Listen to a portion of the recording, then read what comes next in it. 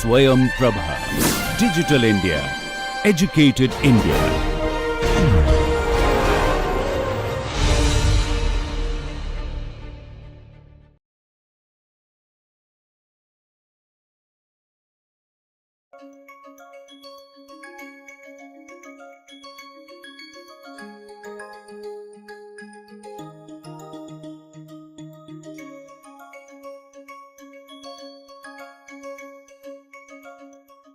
The depiction, or you can say the vision of the positive governance, is found in the Shanti Parv of Mahabharata.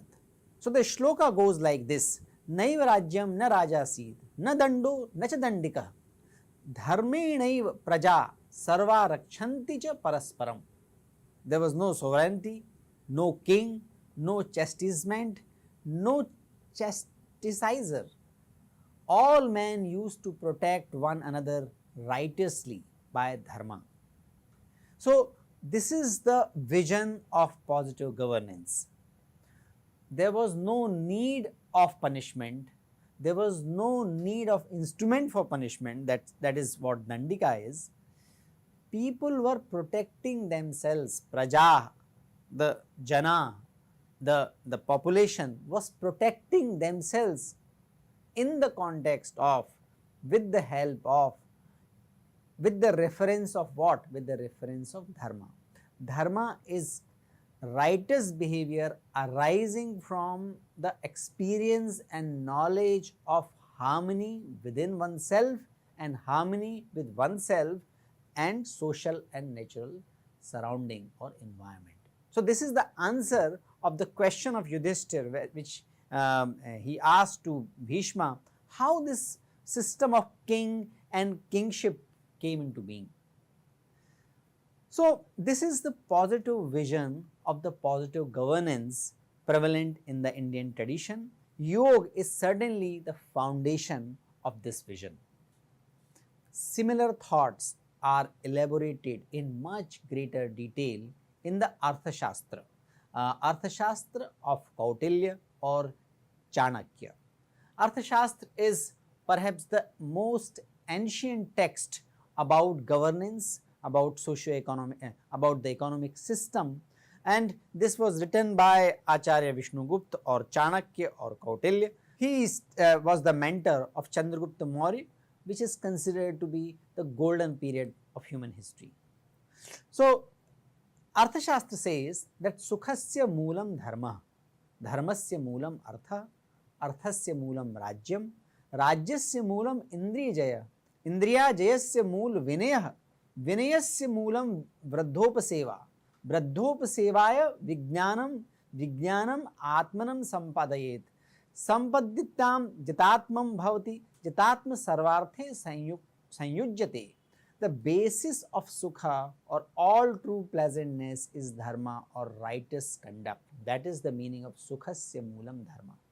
Dharmasya moolam artha. The basis of dharma is artha or wealth. We discussed about the meaning of arth, the power of transaction, the physical possessions, all that comes into artha. Arthasya moolam rajyam. The basis of the wealth creation, basis of artha is rajya, state. If state is weak, wealth creation will also suffer. The basis of the stability of a state lies in control over indriyas or senses, sense faculties providing pleasure, and that's what it says, rajyasya moolam indriyajaya. State where the rulers and subjects do not have control on their senses. If they let their sense pleasure and urge to enjoy sense pleasure, if they let loose this without conscious understanding of the harmony within and harmony around, then the state will not remain stable. Indriya jayasya moolam vinaya, and how that self-control can come. The self-control can come through humility. Humility meaning understanding the limitation of my knowledge and understanding limitation of my capability. Until I understand that I have limited knowledge, I will not strive to know more. I will not get into self-reflection.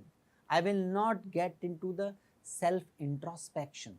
So, the basis of control of senses, the sense faculties, is humility. And from where humility comes? The humility comes vinayasya moolam vradhopaseva.